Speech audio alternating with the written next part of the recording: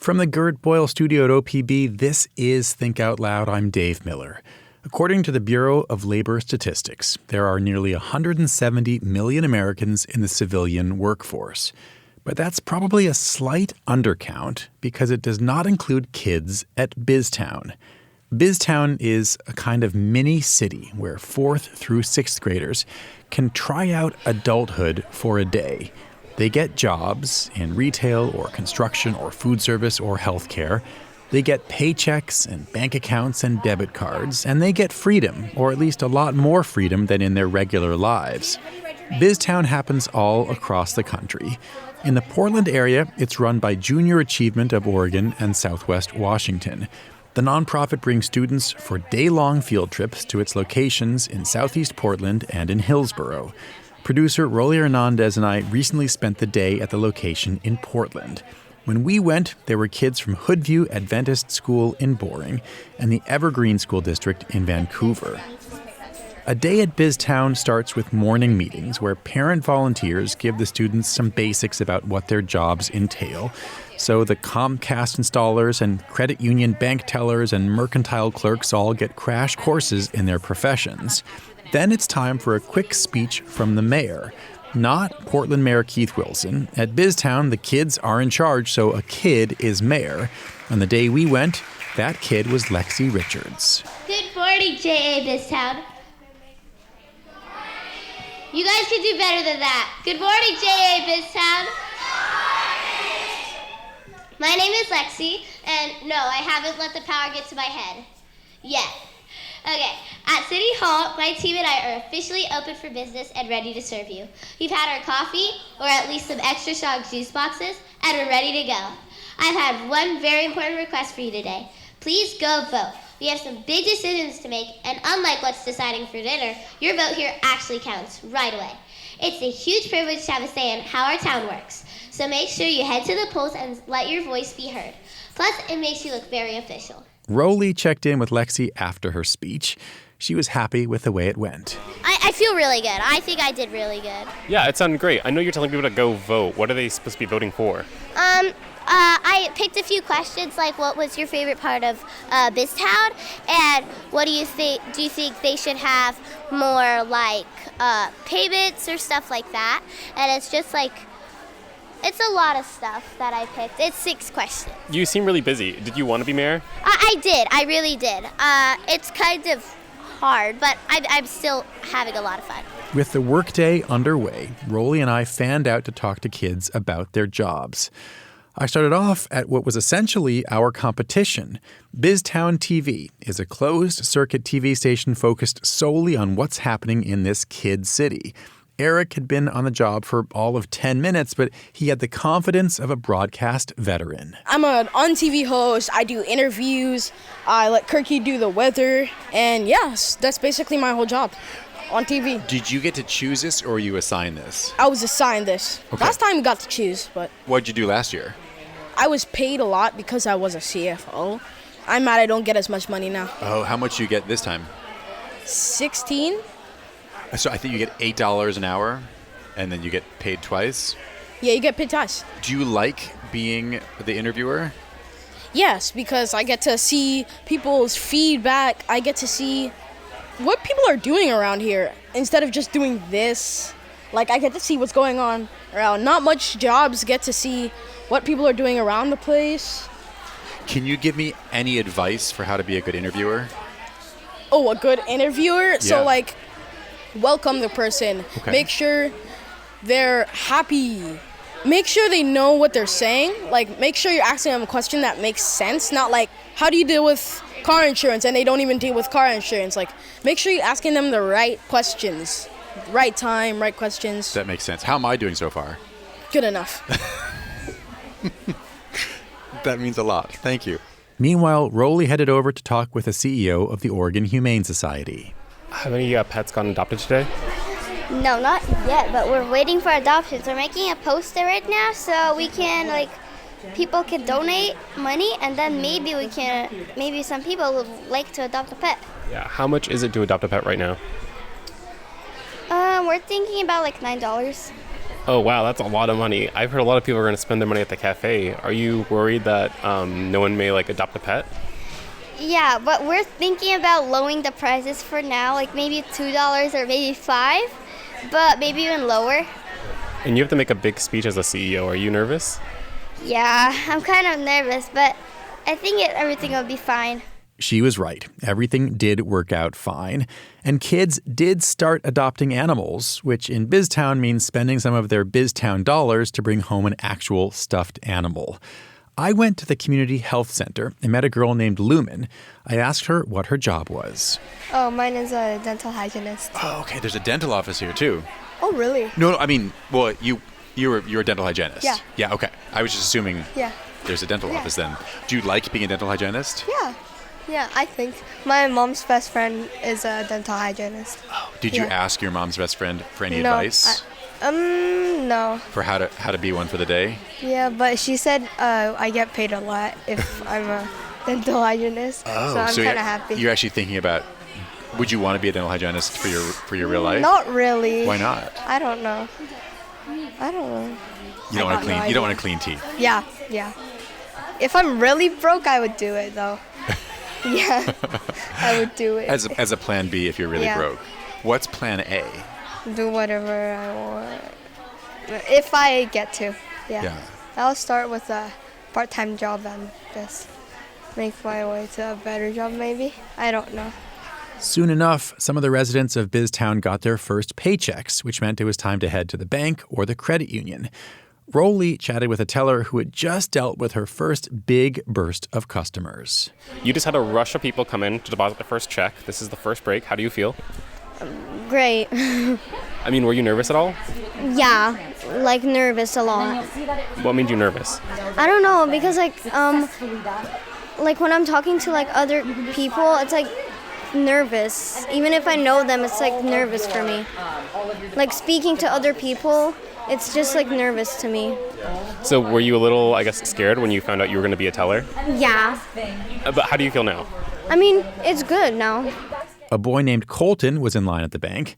I asked what his plans were. I'm trying to cash this check. Are you going to get any cash, or are you just depositing it? I'm trying to get cash from it. Do you know what you're going to spend your cash on? A soda. How much of your money are you going to save, and how much are you going to spend right now? I'm going to save $1 and spend $1 right now. Wait, but how much is your paycheck? $7.84. Okay, you're going to deposit $7.84, take out $2 in cash, and spend $1 on a soda. Uh-huh. Do you get an allowance in real life? No. You don't? Okay. How much freedom do you have to spend money in your actual life? Not that much. So what's it like to be at BizTown where you're actually going to be able to make your own decisions about spending money? It's really cool. If the bank is the first stop on people's breaks, the cafe is basically where everyone goes right after. Popcorn and soda were $1 each. The students working at the cafe had their hands full. It was crowded. Yeah, it was kind of crowded. And it was kind of hard. Because it was like a really long line, and then we had to like go to like the people behind and like get their order ready before. So what are the most popular things? The sodas and popcorn. Yeah. Sodas and popcorn. So and then the snacks? What are the snacks? It's Rice Krispies and fruit snacks. But those aren't as Only popular. one person got Only one fruit person. snacks. Yeah. Everybody. They one are person got kind fruit of snacks. expensive, and they are kind of small. Yeah. Yeah. So you'd recommend if you're going to spend your money wisely here, get the popcorn and the soda. Yeah. Because you only get $2 for the cafe each break, so. Right, and the snack is $1.50, and then so you can't get drinks or popcorn if you spend $1.50 on the snacks. Yeah, if you get a snack, like that's the only thing you can get. Yeah. You only make that mistake once if you're here. Yeah. Have you been drinking soda yourself? No, we can't. I You don't can't. think. Okay. Yet not until you're on break and then you buy it. Yeah. Because that'd basically be stealing. Smart. And then we get fired. Oh, you don't want to be fired. Yeah, we don't. Fired. We can't get fired, but maybe we'd have to pay for it. I don't know. How did you all feel when you found out you're going to be working in the cafe? I was like so excited. Yeah, I was happy because I wanted to work at the cafe. Yeah, same. And I'm also with like two of my friends, so it's like so happy. Yeah, all of our friends were in the Oh, the four of you are all friends? This is like exactly what I would pick if I got to like pick my job and like with the people. Like this is probably like what I would pick. Yeah. You'd rather, like for a real job, you'd rather work at a cafe like this and give soda and popcorn than work at a store that sells printers? Yeah. Some of the businesses at BizTown are sponsored by actual companies like Walmart or Comcast. Others are basically generic stand-ins for stores or industries. That's the case for Northwest Sporting Goods. A few hours in, I stopped by and asked one of the salespeople how business was going. We've made 4 sales, and we're at a total of $12. So we've made 4 sales. We had to set it up and then add it here. And the total sales of 4, we've made a pop-up fidget, flyers, sports cards, and sticky hands. 3 sticky hands. That's the most popular thing so far. Yes. What do you think about BizTown so far? I think it's a really fun experience so far. It's been a lot of fun setting up the computer and just kind of knowing how it feels like to just kind of work, just make money and stuff. Yeah. Had you been looking forward to this? Yes. How is this different from from school life? Well, I'll say I'm not a big fan of school, so this is definitely a lot more fun. I like putting in the numbers and doing all the sales. It's really fun to check them out and just hopefully, like she's doing sales over there, so I think it's really fun. Not as much boring math, it's a lot more fun math. And there's a lot more looking forward to. Like we get to go to the cafe and stuff, but school it's just like you're looking forward at the end of the day. So I think there's a lot more to look forward to, and I think it's very exciting. You also have a fair amount of freedom here, right? Yeah. More so than in school? Yes. Like, to like make your own decisions, to like feel like you're sort of in charge here. Yeah. Do you think you're learning something? Maybe kind of like learning how to be a businesswoman, kind of. In quotes? You had the air quotes there. Kind of learning what it feels like to work for what you, like, need to pay off, like, debt and everything. It kind of helps you learn what your parents do every day and show how grateful you should be because they do a lot of work for you. So this is just a day that technically you get to see what they do. Are you just saying that because you're talking to an adult, or No. do you really believe that? I actually believe that. You really feel like you're having you have more of a sense for what your parents do. You're more, yeah. Now knowing how much work it is. Yes. Okay. My And parents, this is into your second hour of work. You're already feeling this. Yeah, it's work because we already had sales and I wasn't even done putting down the prices or putting all the things in here, but we were already having sales, so I had to multitask and everything like that. But it's been really fun. Pretty soon, when you have your break, you're gonna go to the bank first, right? That's what everyone does, and so you'll deposit your first paycheck. Yes. You're also gonna get some cash out. Yes, I'm obviously gonna get the $2 of cash out. I might go to the cafe or maybe the mercantile to support because that's my class. I might go to support the businesses and stuff. Maybe donate to the animal shelter if there's no more animals left. Do you think of yourself as, when you have money, as a spender or a saver? Saver. You are? Yes. Why? I've saved a whole bunch of money. Like, hi Moses. Would you like to get anything? Get the water bottle. The water bottle. Yes, you may. Moses, how'd you choose the water bottle to buy? From the options on the list. My colorful list. So you're going to spend $7.50 on this water bottle. Yes. Is that going to be most of your paycheck? Your paycheck, how much was your paycheck this time? $8 is my paycheck. Okay. And you're going to spend $7.50 on a water bottle. Yes. Could you hear the father in my voice as I asked that question? Yeah. Okay, but you're happy with this decision? Yes. Okay. Do you have a water bottle right now already? At my house, yeah. Okay. Card or check? Card. How organized Balance is $5.84. items Have you spent anything yet? No. in the stock? Did you get any cash? I got $2. So what happened is, wait, can you explain what happened? Since you got the cash, you don't have the full $8. You only have pretty much $6 in your card, and the other $2 is. Can I put the extra $2 back on my account? So go to the bank and make sure you deposited the right amount of money, and then come back. Okay. Moses, can I come with you? Yes. Okay.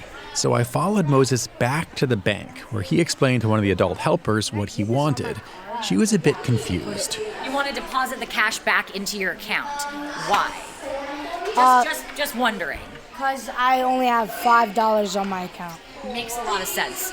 And you're going to get paid a second time today. So you're going to have that amount get doubled. So the reason that you have cash is because you can then use that to purchase, soda or popcorn in the cafe, or you could go ahead and donate this to the Humane Society.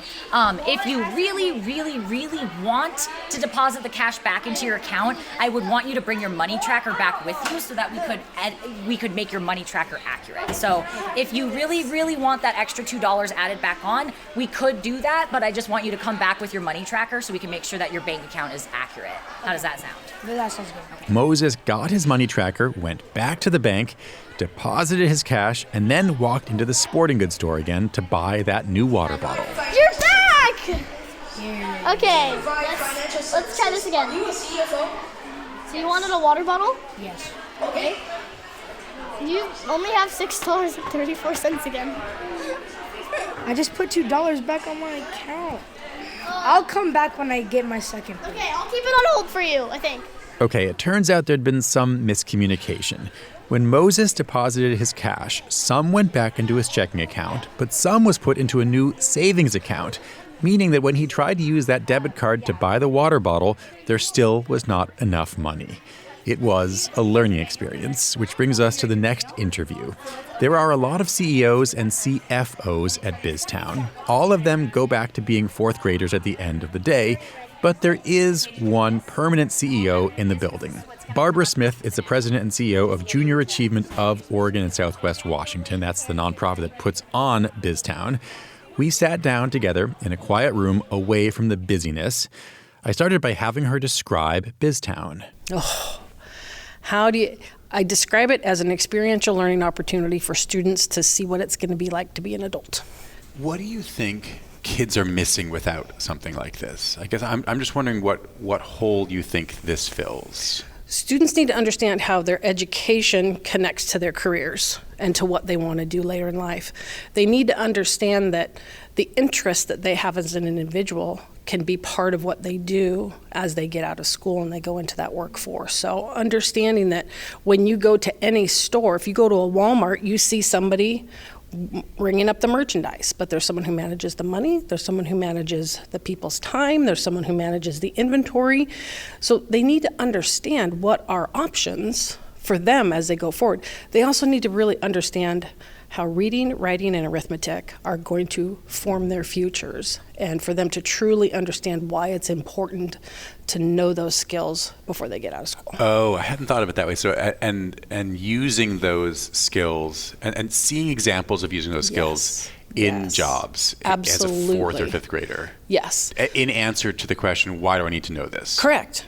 When they get here, they have to read their manual. So it's like on-the-job training that the students are getting that says, number 1, do this, number 2, do this.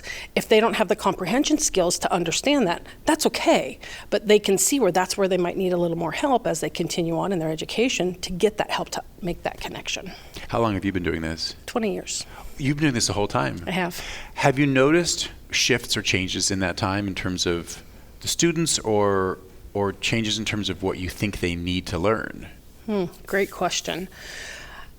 I think the basic concept is the same. So experiential learning is really an opportunity for students to put into practice what they're learning. So it's not just sitting in the classroom and learning 2 + 2 is 4. Really understanding how to put it into play. So students are becoming less sophisticated in their math because of technology. So they use technology to guide them through that. When you equate that to financial literacy, students get a debit card, even here in BizTown, they get a debit card, and if they're not tracking the money in and the money out, it doesn't mean much to them. So that financial literacy piece is really, really important, and because things are so easy for us these days without having to keep a checkbook and a register, it can easily get missed on how much money do I really have. And so teaching those beginning basics of banking and understanding what that means. But you feel like you've seen a decline in mathematic ability in the last 2 decades. Absolutely. because the students are relying on technology to do that for them instead Things of relying like on their times minds. tables? Yes. Even understanding, how they're going to spend their time. So time management, that's a whole nother thing. We have these great little tools of phones and iPads that keep our attention. So those soft skills are really getting a hit with not being able to have a conversation and holding eye contact. Kids don't look directly in your eyes anymore. And so that communication piece and those soft skills there could use some additional attention and work. COVID really made a change for that, for everybody. And I think students are having a slow time referring back to what that means, because even some of our adults, even some of our educators are unfortunately having challenges around that. What do the actual real businesses that are represented here have to do to have a presence here? I'm thinking about Comcast, Unite Us, Walmart. Some of them, those are obviously all real businesses. Mm-hmm. Some of them are like there's Realty is one. That's not named after an actual realty. But for the ones that are real companies, what's the relationship between JA, Junior Achievement, and BizTown and those companies? So any company that comes in as a partner for us, there is a financial obligation that schools or that businesses come in with, and so they help support the program. It costs us about $65 to run a student through this program, and we'll run about 15,000 kids through the program. So they help us financially. They also help us with volunteers. A lot of our schools are not able to necessarily get the needed volunteers for a day of simulation. So any day of simulation, we need about 23 volunteers to come in. And those volunteers are there to facilitate and help the kids understand. Maybe that comprehension level is low, so they need someone to help them understand, I'm supposed to do what, and help them connect those dots. So a lot of our partners have a lot of their employees that come in and volunteer with us, which is just amazing. They also help us to make sure that we're representing their brand correctly. So maybe it's a branch manager, maybe it's a store manager. So whatever the titles are in their business, students get to understand what sort of jobs are available in that industry or that business and make a better connection to those organizations. But how cool is it to say that in 5th grade I worked for Comcast? How cool is that? And so Comcast, just to be clear, that they give some money to the program to make it work, and then they have a hand. When we heard earlier the short speeches by the CEOs, those are provided by the companies? We do that in partnership with those companies, yes, to make sure we're representing their brand and what students would be doing in those businesses, absolutely. Yeah. Who sets the salaries? So the salaries they're not real world salaries. It's simple math. So we don't want students to have too much challenges when they are tracking their money in, money out, and what they're receiving as far as purchasing items, because they get their own paychecks. They get 2 paychecks while they're here. It's like a 1 month squeezed into 4.5 hours. That's just a set thing across the country that we have that is in single digits so that it's not too complicated for the kids. So it's not real world prices at all. Right. I mean, one thing that most stood out to me in terms of the salaries was the difference between, at Comcast, for example. Correct. Somebody an installer might make $8 an hour, and the CEO of Comcast here makes $9 an hour. Correct. As opposed to making 300 or 400 or 500 times more than the installer. Correct. We don't have big discrepancies in the wages. It's about 50 cents. Right. So it's not a huge discrepancy. We want this to be inspirational for kids and to understand what's possible and not to get fixated on the money piece of it. We want them to understand what the money means and how that will affect their worlds. But we want them to be able to be inspirational about, okay, well, that's not much more than me. I can aspire to that. I can get to that place. And that's a good place, and that's a good thing to think. But we want them to really understand how their education is going to affect their future jobs, how their passions can be a benefit for their future jobs. And so they do something that, as they say, it's not a job. How great is it to have a job that you enjoy going to instead of, I got to go to work. How often do you just wander through there? I mean, it seems like you as a CEO here of an actual CEO of an actual entity, I imagine you're busy. But do you just wander around and watch the 4th graders doing their jobs? Absolutely. So I was lucky enough to start with this organization when we started building JA BizTown. So I was there to be able to pick out the 42 different colors that are in the space. And so I've been very fortunate to have that. And sometimes it's easy to get removed from that. And so just sitting in there and enjoying and watching the kids and hearing the side conversations that they're having at lunch. I got to get back to work. I got so much to do. And listening listening to the parents talk about, my son or daughter didn't want to sit down with me because they're too busy. They got things to do. And hearing the stories from the educators about how Jimmy is so quiet in the classroom but just came to life in this program and really being so proud. And we literally have teachers crying because of what their students are doing. How cool is that? See, it chokes me up just saying that. But how cool is it to be able to have a job that affects literally hundreds of thousands of kids? It's pretty cool. I'm pretty blessed. Barbara Smith is the president and CEO of Junior Achievement of Oregon and Southwest Washington. After talking with Barbara about salaries, I was curious how the kids felt about this same question. So I talked to Aubrey. She was the Comcast CEO for the day. I looked at the actual salary of the Comcast CEO. Mm-hmm. Do you want to guess what it is for the year? I don't know. I didn't know either. Over $34 million. That's what they made in a recent year. Oh. Yeah. That's a lot. It's a lot. And the difference between what the CEO makes in a year and what people who do installations, it's like 3 or 4 or 500 times different. So if they made $8 an hour here, you would make like over $3,000 an hour. If this were the real world. Yeah. How do you think your coworkers would feel if you made $3,000 an hour and they made $8 an hour? Probably not make them feel that good, because it's best if we pay almost the same. But it's not just about the money. There are other perks to being CEO. Near the end of the day, Rolie checked back in with Alice, the CEO of the Oregon Humane Society. Why do you like this job so much? Because it's fun, and I'm the CEO. I can boss everybody around. How have the adoptions been going? Okay, so we have a lot of adoptions. Like, a lot of people like adopting pets. And I think people are like, if somebody adopts a pet, they tell everybody, and then a bunch of people come in. And we're really low on the pets. We have only 3 left, so. Well, that's always a good thing, right? Yeah, it's a good thing. You get a lot of money, but I mean, like, people need adoptions. So you're saying you need more puppies because you're expecting a lot more people to want to adopt? Yeah, and a lot of people like run in. And I kind of feel bad for the people who come in and say, okay, I'm going to go earn $1 more, and then already they're all sold out. And then they come in and they're like, what? I wanted a dog! So, yeah. Is there anything you felt like you learned from today? No. What do you mean? Like you felt like you already knew a lot of the stuff you were doing? I mean, I learned about that I have to go to the bank, even though I don't want to go to the bank, and that you can order ice in the cafe. I ordered a drink with extra ice today. Wait, why don't you like going to the bank? I don't know, because it's kind of boring. You have to wait in line, but it's pretty quick. So that's the good part about the bank. Near the end of the day, I sat down with Mayor Lexi for one last conversation. It's been really fun. It's been a little chaotic, but it's most of the time pretty fun. Yeah. What's the most chaotic part? When you get like several things you have to sign at once, because then it's like a stack on your table, and it's kind of hard. What have you spent your money on? I spend at the Northwest Sports because I want to support their business, because they're one of the hardest ones to get out of debt, the stores mostly.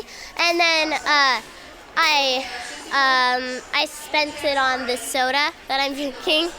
Yeah. What do you think you've learned today? Being an adult is hard, and I love to work, but sometimes I can bite off too much that I can't chew, like that saying. Yeah. Yeah, and then I get overwhelmed, but then it's good to have breaks because it teaches me to calm down, and then I can go back to my work. Do you have any idea what you'd actually like to do when you're an adult? I know I want to be a leader-type figure, whether that's mayor of a town or the manager of a McDonald's or whatever. It's just I want to have, it's not that I want to have power over everybody, it's that I want to give people the best experience that I can and to the most people I can. So, like, president, mayor, might be a little much for me as I'm thinking as a kid, but I think it would be overall pretty fun. Are you ready to give up being mayor? It's been fun, but I think I need to go back to being a kid. Thanks very much to everybody that we talked to and to the folks at Junior Achievement who made the day so easy. Tomorrow on the show, we'll talk with Mary Kane. At the age of 17, she became one of only a handful of female runners to break 2 minutes in an 800-meter race. Later that year, she became the youngest American runner ever to compete in the World Championships. But all the while, she says, she was facing bullying from coaches and teammates and abuse from former Nike Oregon Project coach Alberto Salazar. We'll talk to Kane about her new memoir. It's called This Is Not About Running. Our production staff includes Malia Fass, Rolie Hernandez, Gemma DiCarlo, senior producer Allison Frost, and managing producer Shiraz Sadiq. Nalene Silva and Layla Isbell engineer the show from the Gert Boyle studio. Our technical director is Stephen Cray, and our executive producer is Sage Van Wing. If you don't want to miss any of our shows, you can listen wherever you get your podcasts. Plus, there's our nightly radio rebroadcast at 8 p.m. Thanks very much for tuning in to Think Out Loud on OPB and KLCC. I'm Dave Miller. Have a great day.